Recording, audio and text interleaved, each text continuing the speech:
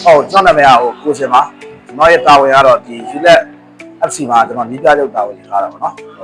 ဟောနိုင်ပွဲရတော့ဒါကတော့ကလေးတွေဒါစူးစမ်းတာပေါ့နော်ဒီကစားကွက်နဲ့အံဝင်တာသူတို့နားထောင်တယ်ပြောတဲ့အတိုင်းသူတို့တွေလိုက်ပါပြီးတော့လှုပ်ဆောင်တဲ့အတွက်ပေါ့နော်ဒီတက်တစ်ပိုင်းကိုသူတို့တွေကြည့်အောင်သုံးချနိုင်လို့နိုင်ရရှိတယ်လို့ပဲကျွန်တော်ထင်ပါတယ်ဟု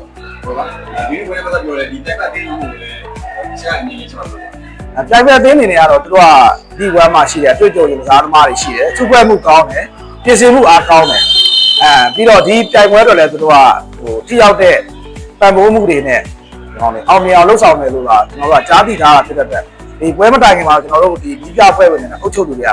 ဒီပွဲအတွက်ကိုအများကြီးပြင်ဆင်ထားတာပေါ့နော်သူတို့အတွက်လည်းသူတို့လည်းအသင်းကောင်းတစ်သင်းပါဒါတော့သူဆယ်ဆိုတဲ့အတိုင်းပဲပြည့်ရမှာအမှားများတဲ့အသင်းကတော့ရှုံးနေရတယ်ဆိုတော့ဘောလို့တက်ရောက်ပါတယ်ဟုတ်ကျွန်တော်တို့တင်းနေနေရပါတော့ဒီ chairman ပေါ့နော်ကျွန်တော်တို့က chairman တွေအုပ်ချုပ်သူအဖွဲ့တွေကနေပြီးတော့ပြရမှာဒီအနေနဲ့ရဲ့စားသမားလေးတွေနဲ့ဒီចောင်းသားလေးတွေပေါ့နော်ចောင်းသားလေးတွေနဲ့ဒီ user တန်းလေးတွေကို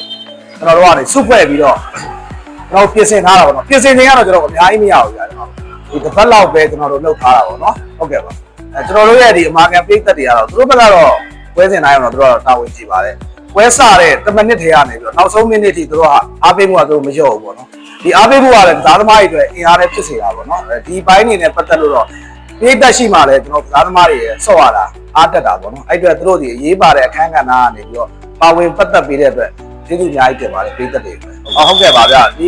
ဒီကွင်းမို့ပေါ့နော်ဒီ NFL Future Stadium ကိုလာကြည့်နိုင်ပြီဖြစ်စေမကြည့်နိုင်ပြီဖြစ်စေပေါ့နော်လာရောက်အားပေးတဲ့ပိတ်သက်ကိုလည်းကျေးဇူးတင်တယ်လာရောက်အားပေးနိုင်တဲ့လိုက်လွှင့်နေတဲ့အခါမှာကျေးဇူးအားပေးတဲ့ပိတ်သက်ကိုလည်းကျေးဇူးတင်တယ်စိတ်ဝင်စားရှိပေးတဲ့ပိတ်သက်အကုန်လုံးကို